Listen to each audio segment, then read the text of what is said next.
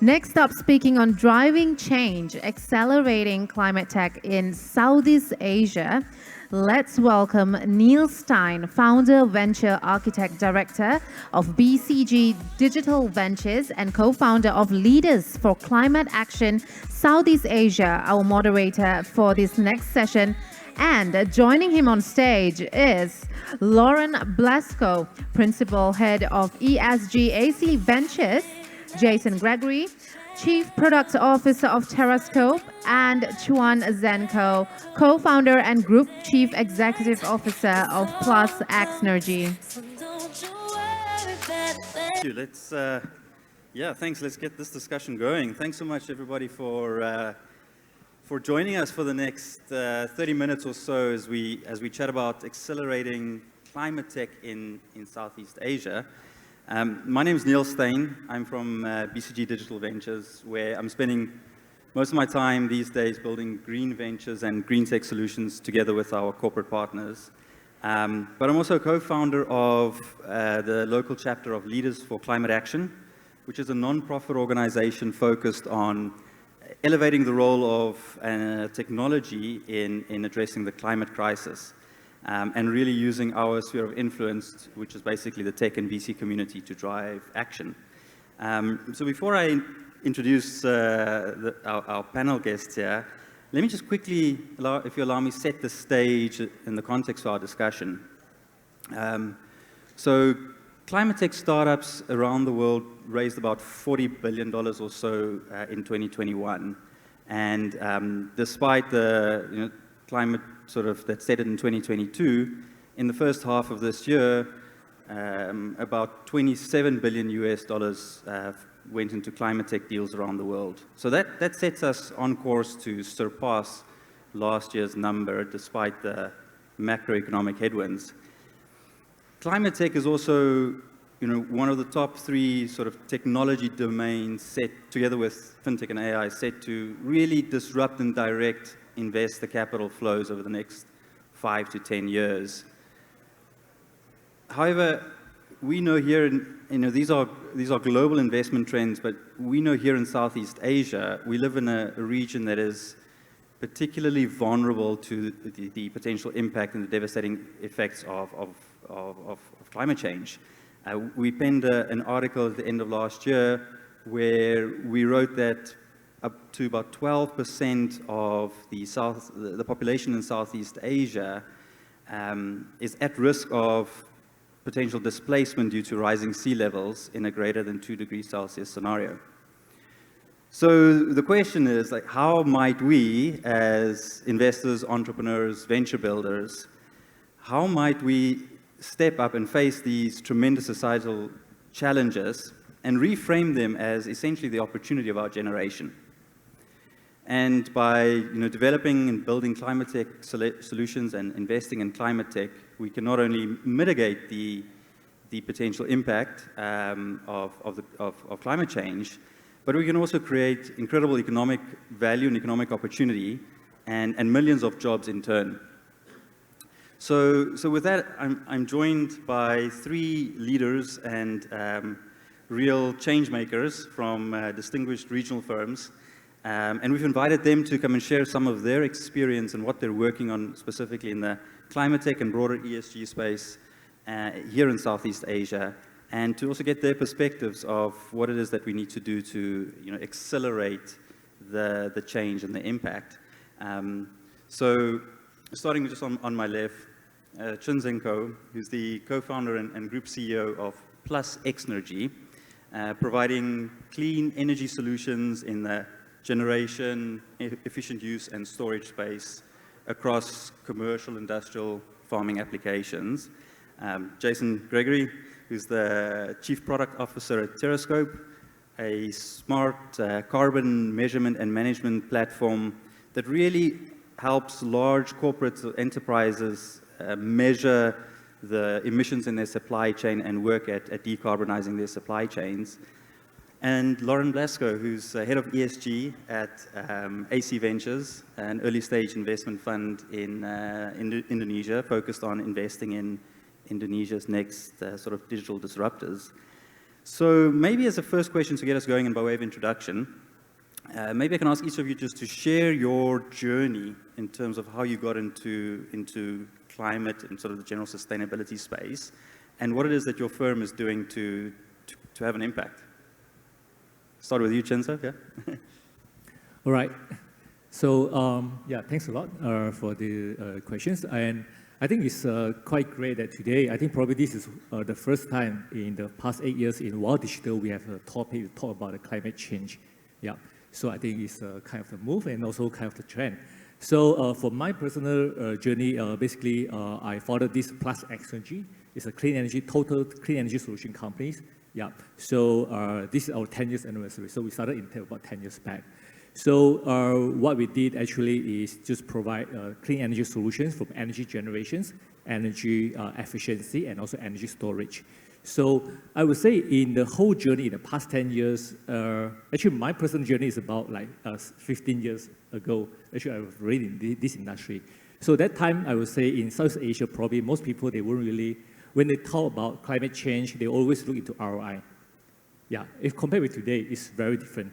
If today, I would say definitely the ROI is there, it's able to justify, but I think a lot of sense that people look into is more about the social responsibility, especially like on the ESG part.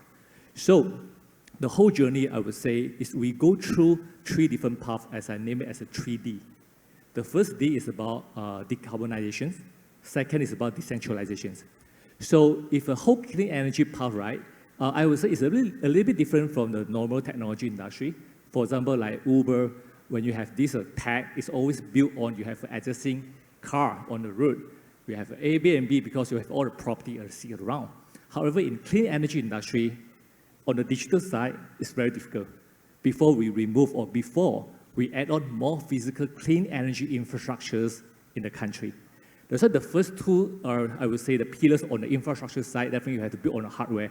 So decarbonization is always the switch of the whole energy source from a traditional energy, traditional dirty energy like coal-fired power plants and those things into clean energy like solar, like mini hydro, it could be like the wind and so on. So actually, I would say in the past 10 years, this is what the whole South Asia, or let's say global, each country is having this move from traditional energy to alternative energy, like clean energy itself. So definitely in South Asia, I would say in Malaysia, Singapore, after that followed by Philippines and also Vietnam, is all moving into these solar power plants or wind power plants around, or commercial industrial buildings is all moving to solar. And one thing is also, we call this as the decentralization, because in the past, it's all the power source, right? It's all centralized at one huge power plant. But the beauty of clean energy is we can make it really decentralized, for example, like solar energy. Let's say for your house, you can have your own mini power plants on the roof, so you can just tap it for your own daily usage. So this is about the decentralization. It makes it more affordable, so everyone, you can generate your own power, cleaner and more affordable energy. So this is the second part. And right now, actually, we have moved into the third part, which is the digitalization about the clean energy. Because after we decentralize all the energy source, actually, I would say we were able to see instead of one macro energy source, which has a lot of energy losses, for example, Malaysia, they have one huge power plant, let's say over at the Kedah site. But however, for all the energy transmission from there over here, probably you will have faced like about more than 40% of energy loss. If let's say we can tap to the neighborhood clean energy source, which is more decentralized, yeah, we are able to use the energy in a more efficient way. And the digitalization is over here to make it more efficient, like how we use it. For example, for this room, how can we detect that how many people here, which room is operate, which room is not operate, how can we reduce the energy usage and reduce the carbon emission as well. And for further move on, it could be on the peer-to-peer energy trading. So for every houses, for all the building out there who are generating power, everyone, they are able to sell the energy to their neighborhood in the, like the virtual private purchase power agreement and so on. So this is the third part of the digitalization part. So I would say in that case, actually in our organization, what we did is we are using 3 types of different technology in the 3 types of different business model to make clean energy more affordable to people. First is about the energy generation, as I mentioned. It's mainly on the solar energy. Energy efficiency is mainly on the AI, OT, or the smart energy usage. And the third one is about energy storage. And the business model, I would say, is very important because that's how we can lower down the energy cost to make it more affordable for more people out there. Because in the past, in our concept, it's always clean energy yeah, it's always very expensive. It's only for someone who have budget with money to work on that. So like what we invested is also like the zero capex kind of asset investment on the solar power plant, which means we sell the lower and the cheaper clean energy to most of the corporate out there, like multinational company or let's say some of the local manufacturing company. Usually they can buy the energy from us with much lower and much cleaner from traditional energy source. Second, like we are running like the rental model for all the houses. So at least you can just subscribe with a few hundred ringgit, for example, in Malaysia, to enjoy a solar energy, to reduce the energy bill. Yeah. So, and last but not least is like through the subscription model, through the AI OT stuff. Yeah, so that just subscribe to the platform that you can know about how of the energy that you use from month to month and how can you improve from there through the data, through the analysis, and through the automation from there. So this pretty much of our Plus Xnergy journey through the whole region and through this 3D path and also the 3 different business model and also the 3 different technology in the industry.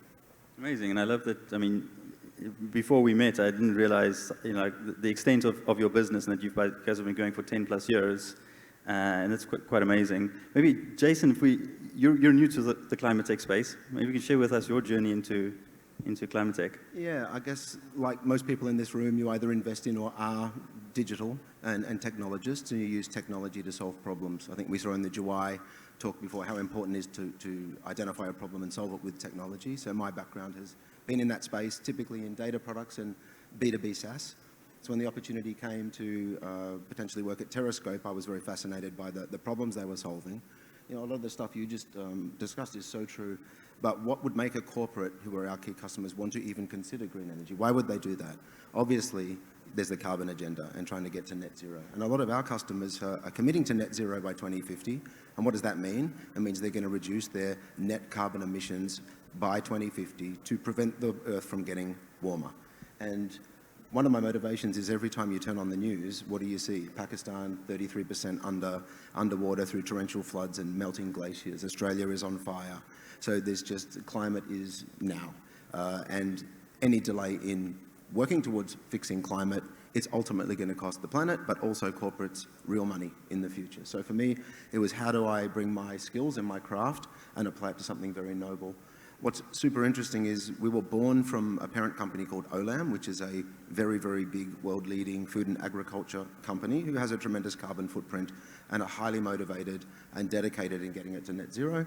And to start, they needed to measure. So they used the traditional method, a bunch of consultants, 7 or 8 months, a lot of time, and not that much confidence in the accuracy of the data, let alone being able to repeat again next year. So they formed the idea, actually with BCG Digital Ventures, to put together a venture and fund it and try and build something to solve this. Net, I've come in, this company can already measure scope 1, 2, and 3 emissions, and we'll talk a bit more about that later, within weeks, as opposed to 6 or 7 months, with a high degree of accuracy to open customers' eyes to how they can reduce their carbon through green energy. But if you think about, if you're a company that buys tuna cans off a manufacturer and sells them, all of the energy and all of the carbon that's produced from the production of that tuna can is my scope 3. I need to measure that to get to net zero. So if you think about some of the big companies that we would work with, being able to measure their supply chain all the way down to the type of soil or fertilizer that's being used to grow the cocoa in Ghana has to be calculated as part of their carbon emissions, and that's what we're doing. So it's a really super challenge. We'll talk later about how we do it with technology, but that's what brought me in and has got me super excited. Awesome. And Lauren, you've been in this game a bit longer. Maybe you share with us your journey. Sure. So I started my career in private equity about 15 years ago. And during that time frame, sustainability was just starting to venture into the infrastructure side. So when I had an opportunity to make the transition from finance to sustainability, I quickly jumped on it. It was a good decision at the time, and it's showing it to be a good decision now. So now joining AC Ventures, I was able to kind of bridge the gap between my former career in finance and then in ESG and sustainability. So one of the things that we're trying to accomplish here at AC Ventures is look at all of the portfolio companies that we invest in and take the data and quantify it to basically look at what impact our investments are having. Investing in tech kind of always has a bit of a social impact undertone. So how we can quantify that data, but then how can we set up our portfolio companies to be able to measure the data across all the different channels of environmental and social impact, and be able to help them set up the correct framework to be able to constantly better themselves across the board. Cool. Yeah, thank you.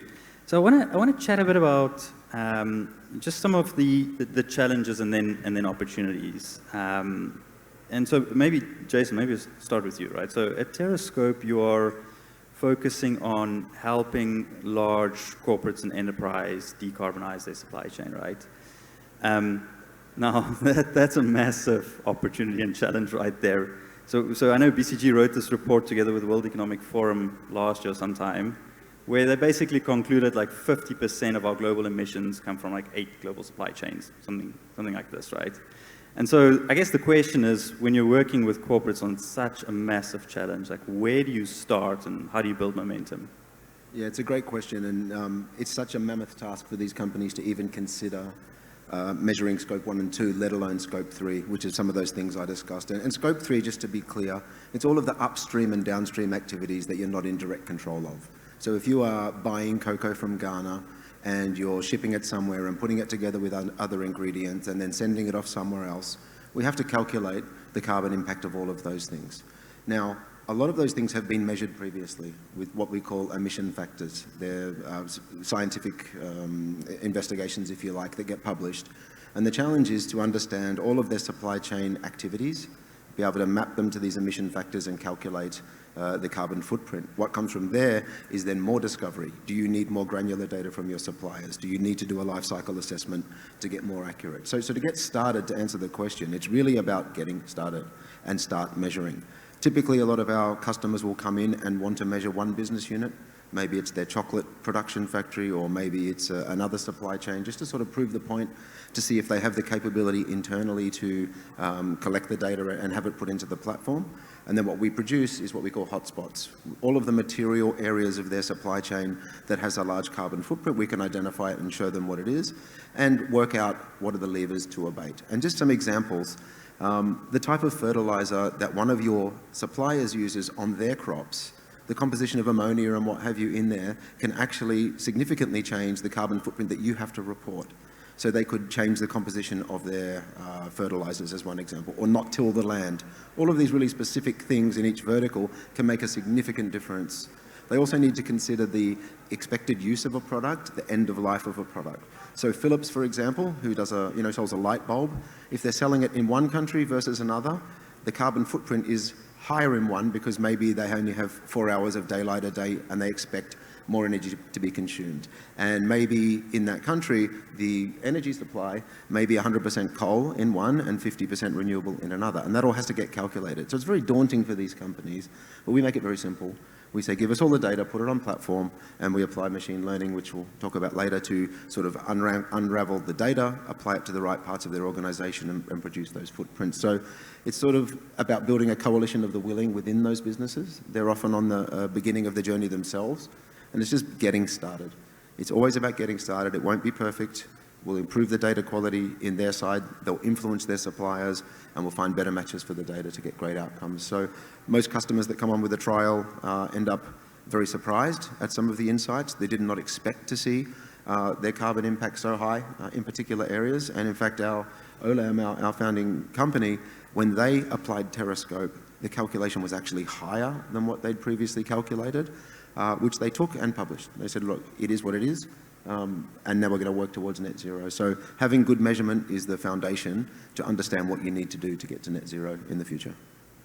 Awesome. And maybe, Zhen, the need for clean and cheaper energy is such a key priority in the drive to get us to net zero, right? And so we'd love to hear from you, from your experience, what you see around the region.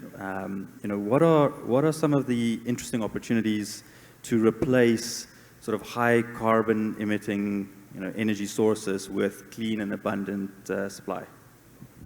Yep. I would say definitely in, let's say about 15 years back, it's very difficult because as I mentioned, before we go into like the software, the tech, or let's say on the carbon trading part, it's always the switch solid and also the infrastructures on energy part. So you need to go through a lot of transitions from a coal-fired power plants into a clean energy farm. So the payback period in the early stage is always like about 20 over years, yeah, which is break-even time. So no one really will look into that unless they are a real environmentalist. Yeah, but this is quite rare, which happens in South Asia because everyone, very practical, just look into dollar and cents. So I would say 10 years back, at least, is within about 7 to 8 years. So it's become a little bit more affordable. That's why the country, each of a different country, they need to come out with a different policy to make clean energy investment or clean tech investment as a profitable investment. Yeah. So that's where we can see a lot of acceleration. They started to change from there. And that's where the whole ecosystem in this clean tech industry started to build. Besides the interest of investors there's the interest of an off-taker side, there's the interest from, even though, let's say the banker side, the financial institution is super important because without financing, the whole industry can't move, and also the policymaker side. So I would say right now, definitely is one of the best moments, especially after COVID period. They will see a lot of huge change. First of all, in the past 10 years in the whole South Asia, most of the country over here has already changed almost like at least about 10% or 5 to 10% of their this clean energy source into a clean energy source, like including Malaysia, Singapore, Thailand, and also, but not yet for Indonesia. There's a huge market which we are waiting for. So because of these changes, right, I would say right now, actually, with economy of scale, the clean energy price right now is also much cheaper. And recently what we are facing is this global energy crisis. So the whole changes right now, what we can see is there's a push factor and also there's a pull factors. The push factor, I would say, is mainly because of energy cost is high, including in every country in South Asia is extremely high at this moment. Secondly, the labor cost has increased a lot. Yeah, especially after COVID period, there's a great resignation. People are very difficult to get people. So, and also the raw material price is increased a lot as well. So for most of our business out there, especially like manufacturing plant, this will hit their P&L, yeah, crazily. And the only way for them to move out from there is tap their energy into clean energy. Because today, clean energy, the payback period within the region is about 3 to 4 years. The payback period. And for example, like solar, you can have a life cycle of 25 years. So which means from 5 years onward to 25 years, there will be free energy for the X% that you can save. And also you have a CO2 emission, which you can have your own carbon credit if, let's say, in the future, you capture that. So this is all on the pain side. So after this pandemic period, what we see, there's a switch from sustainable energy. It started to change from something good to have. It becomes some necessity. Yeah. So more and more companies today, actually, they have this urge to change into clean energy. At the same time, there's a pull factor. The pull factor is the whole rise of this, the ESG, the awareness and also sustainable development goal. And there's a lot of multinational companies, including the different countries, they have they have a carbon neutral goal. For example, like in Malaysia and Singapore, our goal to achieve the net carbon neutral, the net zero is actually by 2050. Indonesia is by 2060. So it's a long way to go. But actually, this will totally change the whole mindset in terms of all the business owner or all the enterprise out there for them to switch into clean energy. Yeah. Because as probably everyone know, like Tesla, most of their profit actually is from carbon trading. It's not really just by selling the car itself.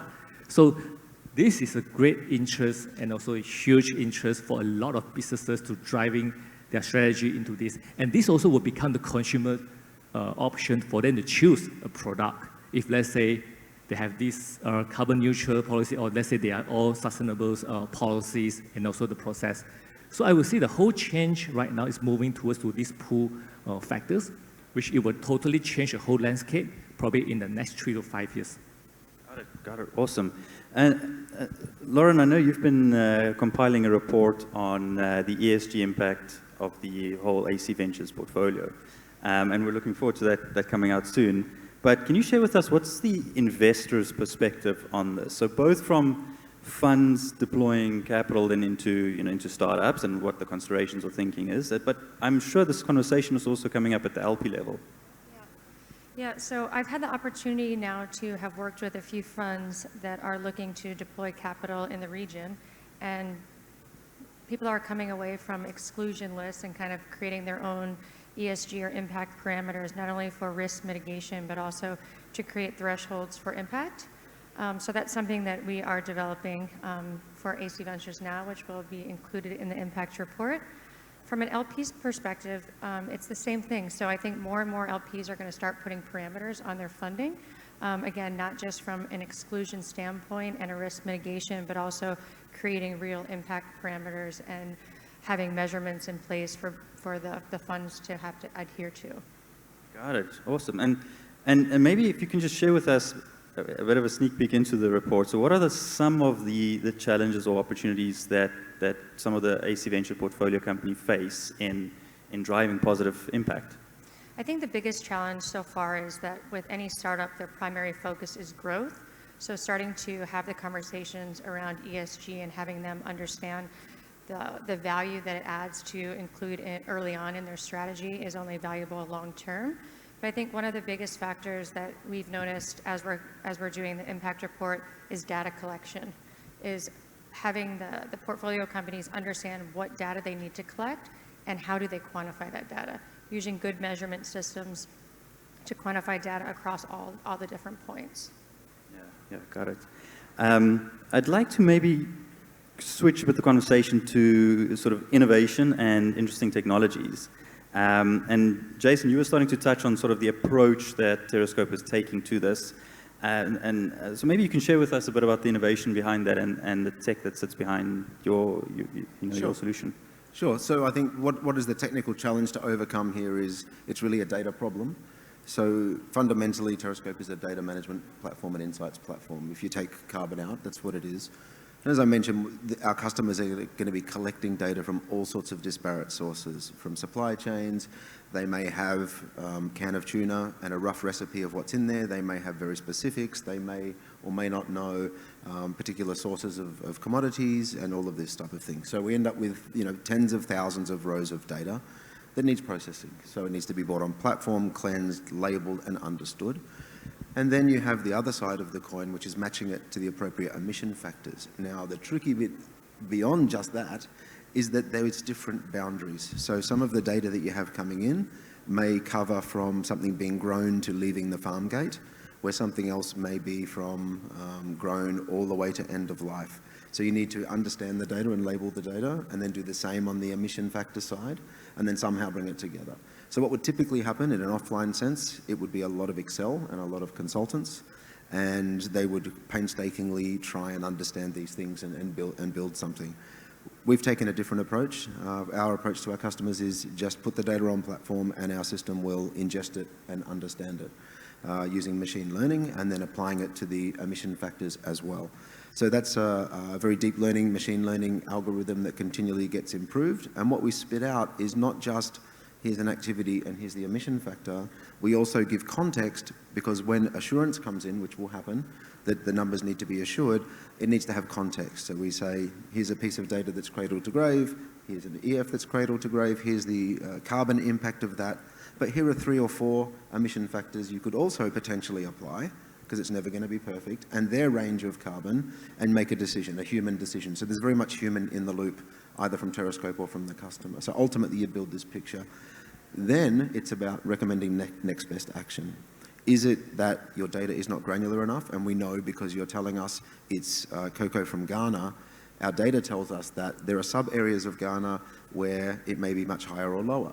And we have to apply the global or Ghana metric, go and get more information, more granular information, and we'll replay it. So it's about that sort of continuous discovery there. And then it becomes about next best action of abatement or reduction. Consider sourcing from somewhere else. Consider changing your supply mix. Consider swapping out this oil for another oil. And then you can move into things like offsets, insets. But we do see that as further down. Really, it's about measuring, reducing, and then you start moving into that world. The other thing that really hits home with the customers is once you've calculated this carbon footprint, talking about cost and investment and risk, there is carbon tax, and it will get higher. And once you mention this and you realize the longer it takes before you start your initiatives, the more it's ultimately going to cost you in tax and credits, which are also going to get more expensive over time. So it very much is a financial risk mitigation strategy as well, whilst benefiting the planet. So a lot of tech goes into it. We've got 12 emission factor databases, which is millions of pieces of data to map up across all of the industries. So continues to learn and get more accurate, and next step is to sort of programmatically do next best action, and that's where more challenges come in. Yeah, got it. Maybe just, Chuan, you mentioned the increase in ROI on clean energy, right? So we'd 15 seconds. We'd love to hear from you as well, maybe just as we sort of, come towards the end of our time, actually, but I'm super interested in this. What are some of the technologies and the innovative technologies that you're seeing in the sort of energy trilogy around generation, around storage, around efficient use that excite you? Yeah, I would say, in the past, actually, we have built a lot of these different clean energy, from power plants to building rooftop, and also to the houses. So there are more than 250 over megawatts and more than 800 over thousands tons of CO2 emissions that we have reduced in the past 10 years.